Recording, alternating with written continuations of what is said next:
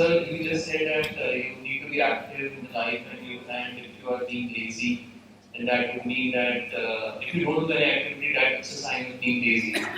So what I personally have experienced is that if you are into if I'm working and all, so when I go home and I try to meditate, so the initial 30, 40, 45 minutes is just lost in just calming the mind. And then as the mind starts to calm, the body starts to wake, and then I can't do anything. So I have to let up. So that is one question. And the other question is that what about the so many renunciates who have left their lives, like for example you are also initially left, and so is there being an advantage of being and just targeting this? Let me answer the second question first. It is true that many renunciants have left everything and gone, but they've gone not to be lazy or to remain without work, but to do higher work. Please understand this. It's not that they left because they're afraid of work or they're lazy to work. It's not like that. I'll tell you an example of a very great sannyasi, Swami Vivekananda. He also went away in his younger days, wandered around, he said, there's no point, this world isn't okay. And then when he finally got the realization, he realized that Manav Seva is equivalent to God's Seva. Why do you feed hundreds of people in Gurudwaras every day? Nobody does that. This is the best practice I have seen in my life. Because that's seva. Now that doesn't come from, what do you gain by it? Tell me nothing. I mean practically except satisfaction in the heart. You're giving, you're not taking, right? So now that kind of work is definitely required. I am saying about not doing anything and become just sleeping all the time and being lazy. This is what I'm talking about. Not about great people who have renounced this little world of theirs, but have embraced the whole world as their own. That is a different matter. And everything is Tera, not Mera. But that doesn't mean there is no work. You know that story. You must be knowing about Guru Nanak Sahib, who, when he was working as a storekeeper of the Nawab, he was asked to measure grain and give to people. Everything went fine till he reached Bara. When he came to Tera, it suddenly dawned upon his mind that there is nothing that belongs to me, everything is yours. So that Tera continued till the whole store was finished. That work is different. That's not the kind of thing I'm talking about. This little thing, I failed once and I give up, I don't want. This is what I'm talking about. And the laziness of not doing anything at all. Then the first question, that when you sit for meditation, I understand, it happens, it is normal. Because the mind, the body is always activity oriented. Most bodies, there are some bodies which are very lazy. So what happens to them when they sit to meditate? They don't feel like getting up, they feel like sleeping. So if you feel like getting up, that means your body is still active, it's not going into tamas, going into rajas. Now for that, we need to work out constantly how to bring the mind back into the meditation. There is no way other than constantly bringing back the distracted mind until the mind understands there is no hope, this fellow is not going to leave. Then it will settle down. But it takes time. You need to practice. Whatever be the practice, there are so many paths in this world to spiritual progress. There is no one path. Well, I teach Kriya Yoga. That doesn't mean that we believe that only those who practice Kriya Yoga. This is not true. It cannot be. As many number of people, there may be so many different sadhanas. The fact is that you have to stick to it and work on it for a length of time till the mind acquires the habit of settling down. It is always distracted. So it comes only through practice. It sometimes also comes through grace, but grace comes only when you practice. Sir, how many pages? 2 pages. 2 pages. We are good friends, so I know. One answer. My first question is regarding depression. Sir? Depression. Depression. Depression. Depression or confession? Yes, sir. Depression. Mental depression. D-E. Yeah. So every one of us passes through periods of acute mental depression during our lifetimes, be it due to serious health problems, failures in achieving our goals, materialistic. Slowly, sir, very slowly. I repeat it slowly, sir. Yeah. Every one of us passes through periods of acute mental depression during our lifetimes, be it due to serious health problems, failures in achieving our goals, materialistic and business losses, death of our near and dear ones, etc. As per World Health Organization, depression is one of the most disabling disorders in the world. True. It is not just feeling down, but is a serious illness caused by changes in brain chemistry. Changes in? Brain chemistry. Brain chemistry. So how can spirituality help in overcoming this devastating phenomenon? Right. This is one question. Second, I can repeat it on, or I can repeat it. No, enough. Thank you. Big enough, large enough to. Yeah, you're right. There is nobody perhaps who doesn't pass through depression. The first chapter of the Gita is Arjuna Vishada Yoga. You could translate it as Arjuna's depression. The Yoga Vasishtha is taught when at the age of 16 Sri Ram is depressed. The Buddha spent many years in his palace depressed. What is the meaning of depression? Depression means having seen something which is so debilitating and which seems to take away all meaning from life. I feel this is the end and I can't rise above it. This is the beginning of depression. And of course, there are chemical reasons for this. So, it's a two-pronged procedure to get out of this. One is you have to accept that sometimes you may be depressed in life. Don't think I cannot be depressed. You can be depressed. Accept that first. Even in the very acceptance, half of the depression is gone. Because otherwise you're so worried about it. What is this happening to me? The second is, you can change your brain chemistry by certain practices which are yogic. So you can start doing that. That is an immediate medicine, not for the chronic disorder of depression, but for the acute symptoms of depression. There are methods like pranayama. What does calm, quiet pranayama and watching of the breath do? It immediately releases serotonin into the blood and dopamine, which is the feel-goodness factor, chemically. When we are high and we are very happy, what happens is there is dopamine and serotonin more rushing into our bloodstream.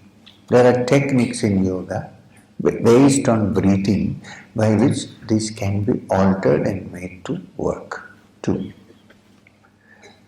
Third is, even the person sitting in front of you was depressed at one point. So depressed that he thought he would commit suicide. And he got over it. I'm not saying theory. When I went as a young man of 19 to the Himalayas, and when I realized talking to different people who I trusted that this is a futile search, nothing is going to come out of it. I thought I was so depressed. I thought I have already burnt my bridges. I can't go back. and there is nothing here, what am I to do? I said to myself, maybe this body in this birth is not suitable for spiritual progress. I even thought that way. So it is better to end this body and maybe come back in another body, and perhaps there is a possibility. So that kind of depression drove me to think of jumping into the Alaknanda. I just stood there and watched. If you read my autobiography, and I said to myself, but I was afraid of suffering. So the river was roaring down with great noise up there, and I thought, how many minutes will it take to die? Will I drown? I said, it doesn't matter, let me go. And then I said, okay, let me walk down and rest for some time, close my eyes, meditate, and then come and do this. I was so depressed. So I went back to the Vyasa Gufa, which I had already passed. And then I saw Maheshwarnath Babaji, my Guru. He was not there when I went up. When I came back, he was there. Well, I didn't know who he was, but there was somebody. And then somebody stood up and smiled and said, "Ghum fir ke fir hamare paas pahunch gaye." I'm thinking, what is this? So from then on, my depression slowly vanished. What I'm saying is, when it becomes very strong, especially in search of truth, other things, of course, there are other probably remedies, and then you decide this is a life and death question for me. Don't commit suicide, okay? Don't imitate. Then something comes out of it, some spark. For that, the mind says, now there is no way to go anywhere, I'm finished. And then it stops grasping or moving and settles down. In that settlement, something happens. So your second question.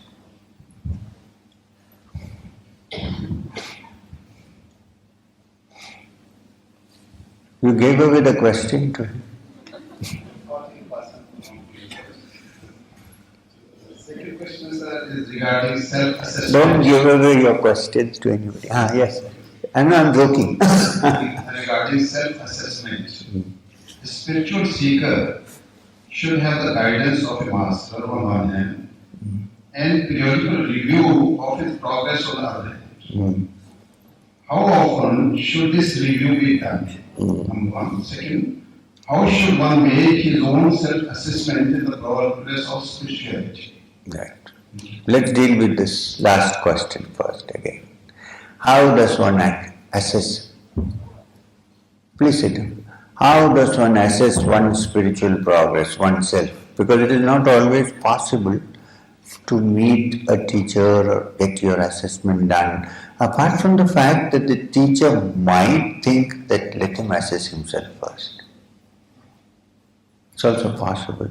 And also, if there is a real teacher, the teacher knows when to intervene and when not to intervene, which you may not know yourself. That much faith you should have. Okay? And then assess oneself. How does one assess oneself? Not by criticizing oneself, not by condemning or justifying, but by looking at how better have I become after I started this practice. Better in the sense, like I said, how long am I able to sit quietly with a settled mind without being disturbed? One. That is the practical side. The other is, in my life have I improved? Am I still the same person? Do I hate people all the time? Has my mind improved?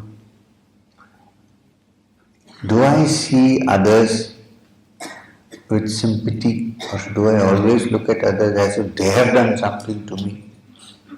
So, has my mind become more open, more all-embracing, or is it still self-centered? These are the things to watch out, to assess.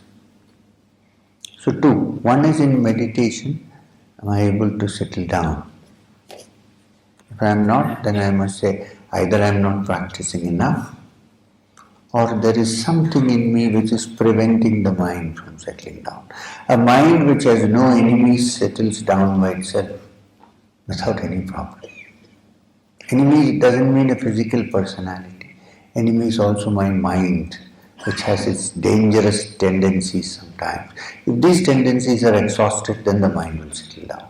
Till then it won't. So to watch on these things, to see how I am, through meditation, am I becoming self-centered or am I actually growing? Self-centered with the big S is good, but the small s, myself, am I growing? These are the modes of assessment. In fact, the great yogi's mind becomes more sensitive to suffering of others than totally isolated from everything. I'll give you an example.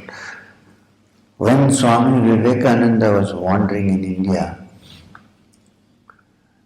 as an unknown yogi, he came to be known only after he went to Chicago and was recognized, and then he came back. Till then very few people knew about him, except his close people who were close to him.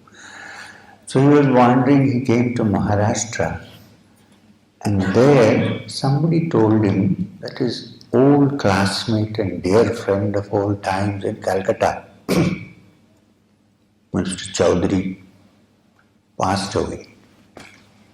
Swamiji burst into tears.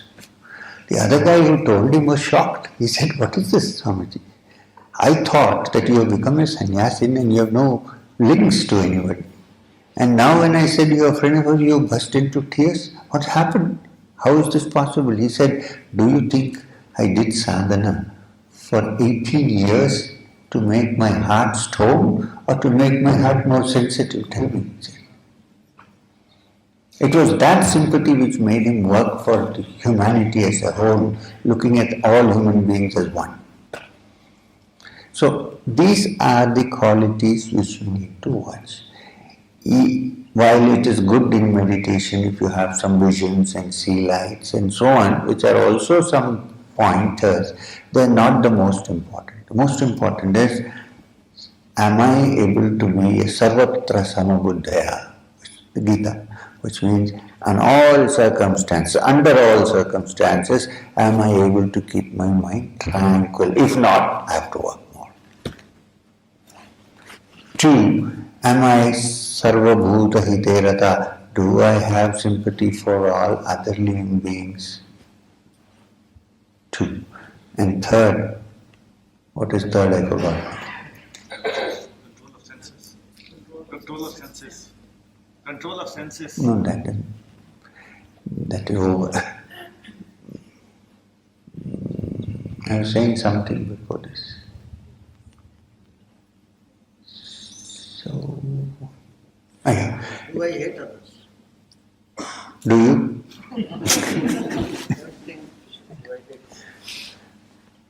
Sir, do you anytime hate? See, you have to get rid of that. So, not me, I hope. So, these are the things that we need to watch out for. What I was saying is, sometimes in deep meditation you might feel that you are out of your body, or you might feel some light and you feel ecstasy and happiness, all good. But please remember that no yogi can have as many visions as an LSD addict. So therefore that's not the supreme criteria. That's what I'm trying to say.